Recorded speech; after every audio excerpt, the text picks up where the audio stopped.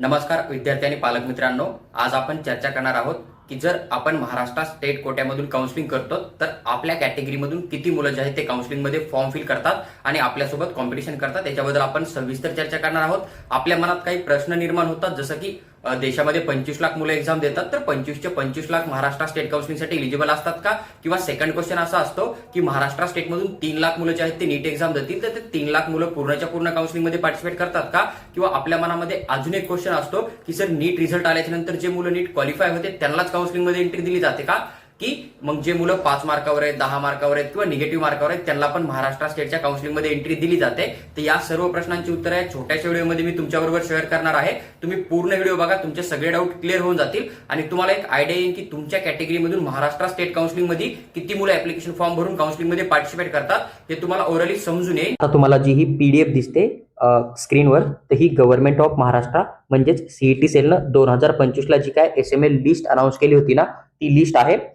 जर तुम्हाला SML list काय असते हे माहिती नसेल तर एक सिंपल गोष्ट लक्षात घ्या की 2025 ला जी काउन्सिलिंग झाली होती महाराष्ट्र स्टेटमध्ये स्टेट कोट्यासाठी MBBS, BDS, BMS, BHMS, BMS आणि बाकी अलाइड कोर्ससाठी, त्या ठिकाणी किती मुलांनी रजिस्ट्रेशन फॉर्म फिल केला होता त्या मुलांची एक लिस्ट बनते। त्या लिस्टमध्ये तुम्हाला या ठिकाणी एक सिरियल नंबर दिला जातो आणि सिरियल नंबरलाच आपण काय म्हणतो, एसएमएल नंबर म्हणतो। आपला ऑल इंडिया रँक मेन्शन असतो, त्याचबरोबर आपला नीटचा रोल नंबर असतो, या ठिकाणी सीईटी सेलचा फॉर्म नंबर असतो जो की तुम्हाला मिळणार आहे काउन्सिलिंगचा फॉर्म फिल केल्याच्या नंतर। तुमचं पूर्ण नाव असतं, तुम्ही कोणत्या जेंडर मधून अप्लाय केलं ते बघायला भेटेल, तुमची कॅटेगरी असते आणि जर तुम्ही एनआरआय मधून फॉर्म फिल करता तर तुमचा इथं एनआरआयचा पण रँक दिला जातो। इथं स्पेसिफिक रिझर्वेशन म्हणजे जसं की तुम्ही फिजिकल हँडिकॅप असाल किंवा तुम्ही हिल एरियामधून काउन्सिलिंग करतात किंवा तुम्ही डिफेन्स 1, डिफेन्स 2, डिफेन्स 3 किंवा तुम्ही महाराष्ट्र कर्नाटक बॉर्डर मधून काउन्सिलिंग करतात, तर ती गोष्ट तुम्हाला स्पेसिफिक रिझर्वेशन मध्ये बघायला भेटेल। आता आपल्यासाठी सगळ्यात महत्त्वाचं काय आहे, तो ओपन कॅटेगरीचा विद्यार्थी असेल तर त्या विद्यार्थ्याला एसएमएल नंबर नुसार अलॉटमेंट केलं जाणार आहे। पण जर एखाद्या रिझर्व्ह कॅटेगरीचा विद्यार्थी, जसं की कोणी ओबीसी कॅटेगरीचा आहे, तर त्याला जे आहे ते ओबीसी कॅटेगरीमधून जो रँक येतो त्यानुसार अलॉटमेंट केलं जाणार आहे। जसं की आता राज्यामध्ये जेवढे गव्हर्नमेंट एमबीबीएस कॉलेज आहेत किंवा जे काही कोर्स आहेत, जर या मुलाला वाटलं की मला हे कॉलेज हवंय, तर या मुलांना जे कॉलेज फर्स्ट प्रेफरन्स मध्ये दिलं जाणार आहे तेच कॉलेज या मुलाला सीट अलॉटमेंट होणार आहे। समजा ओबीसी कॅटेगरीमधून तेच जर आपण एसीबीसी मधून विचार केला आणि या मुलाला जर वाटलं मला केएम हॉस्पिटल हवंय, तर याला 100% केएम हॉस्पिटल अलॉटमेंट होणार आहे याच्या कॅटेगरीमधून, कारण याचा कॅटेगरी रँक 1 आहे। त्यानंतर जर एनटीडी कॅटेगरीचा विचार केला तर एनटीडी कॅटेगरीच्या मुलाला जर वाटलं की मला बीजे मेडिकल कॉलेज पुण्याचा हवंय, त्याचा रँक 1 आहे म्हणून याला 100% बीजे मेडिकल कॉलेज पुणे भेटणार आहे। मग बाकी कोणी बीजेला फर्स्ट नंबरला टाकू, लास्ट नंबरला टाकू, काही प्रॉब्लेम होणार नाहीये।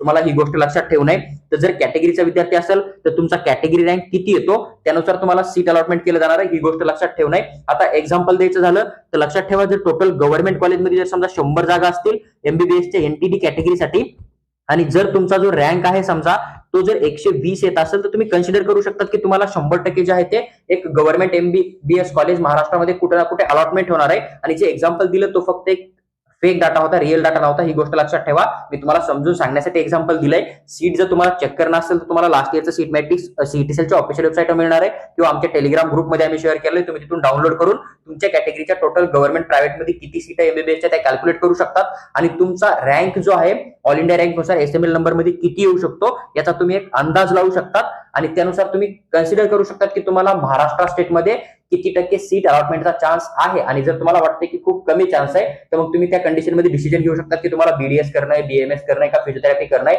आणि जर तुम्हाला बाकी कुठलाही कोर्स करणं नसेल तर तुम्ही तुमचा नीट 2027 चा अभ्यास परत एकदा सुरू करू शकतात। त्याच्यामुळे तुम्हाला एक गोष्ट लक्षात ठेवणं आहे की तुम्हाला सीट अलॉटमेंट ना स्कोर नुसार होणार आहे, ना ऑल इंडिया रँक नुसार होणार आहे, नाही तुम्हाला तुमचा जो सिरियल नंबर किंवा एसएमएल नंबर येतो त्यानुसार सीट मिळणार आहे। तुम्हाला सीट अलॉटमेंट तुमच्या कॅटेगरी रँक नुसार दिलं जाणार आहे आणि तुमच्या कॅटेगरीच्या जेवढ्या जागा आहेत तेवढा जर तुमचा कॅटेगरी रँक येत असेल तर तुम्हाला त्या कोर्ससाठी 100% सीट अलॉटमेंट होणार आहे, याची तुम्हाला आयडिया मिळून जाईल।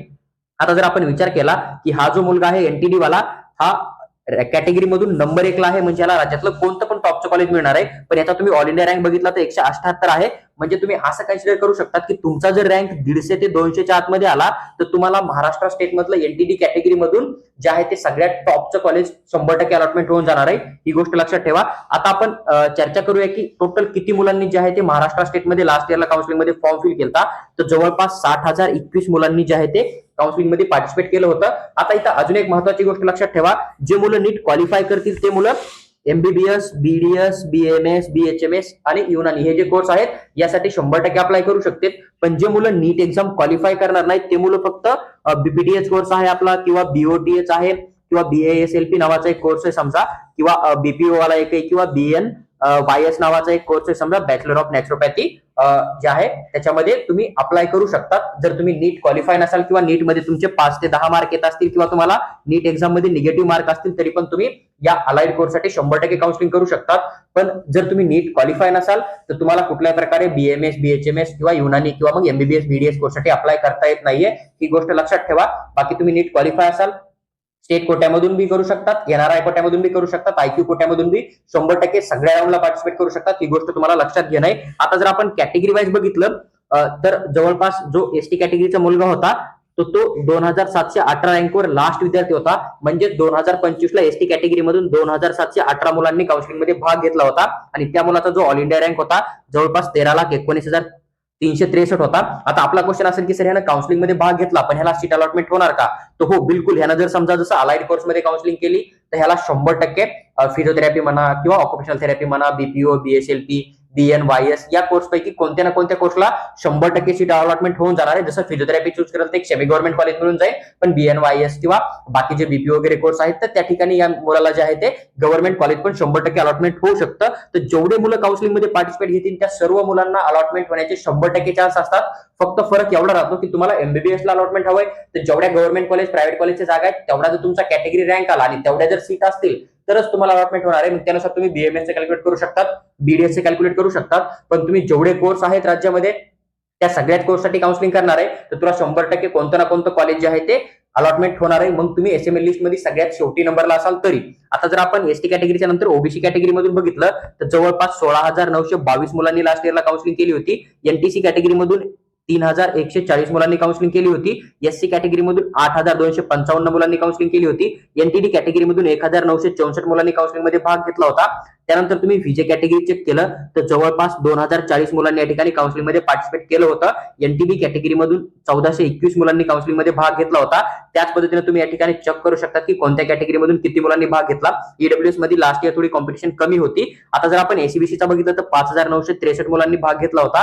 तुम्ही PDF ला थोडं वरती घेऊन गेलात तुम्हाला EWS पण या ठिकाणी 100% बघायला भेटेल. फक्त कॉम्पिटिशन थोडी कमी असल्यामुळे विद्यार्थ्यांची संख्या थोडी कमी होती, त्याच्यामुळे तुम्हाला EWS चा नंबर जो आहे थोडा वरती बघायला भेटेल. तुम्हाला ही PDF जी आहे ती मी माझ्या टेलिग्राम किंवा व्हॉट्सअप चॅनलमध्ये शेअर करेल. तुम्ही PDF ला त्या ठिकाणी डाउनलोड करून तुम्ही चेक करू शकता की अप्रॉक्सिमेटली किती ऑल इंडिया रँक तुमचा किती SML नंबर येऊ शकतो. जसं की आता तुम्हाला हा मुलगा दिसणार आहे, याचा जर कॅटेगरी रँक बघितलं तर जवळपास 16,880. आता तुम्हाला जर बघायचं असेल की ह्या मुलाच्या किती ऑल इंडिया रँक व्हायचा एवढा जो आहे तो कॅटेगरी रँक आलेला आहे तर जवळपास 13,13,005 एवढा ह्या मुलाचा जो आहे तो ऑल इंडिया रँक होता आणि एवढे ऑल इंडिया रँक होते जवळपास 16,000च्या आसपास जो आहे तो कॅटेगरी रँक आलेला आहे आणि 59,924च्या आसपास SML नंबर आलेला आहे. मग तुम्हाला ज्यावेळेस ऑल इंडिया रँक भेटेल त्यावेळेस तुम्ही कन्सिडर करू शकता की तुमचा ऑल इंडिया रँक जर 10 लाख येत असेल तर मग तुमचा SML नंबर किती येऊ शकतो आणि तुमचा तेवढा SML नंबर येतो तुमचा कॅटेगरी रँक किती येऊ शकतो समजा, याची तुम्हाला एक ओरली आयडिया मिळून जाईल. तर हा एक सीट अलॉटमेंट कसं होतं किंवा मग तुमच्या कॅटेगरीमधून किती मुलं जे आहेत ते काउन्सिलिंग मध्ये पार्टिसिपेट करू शकतात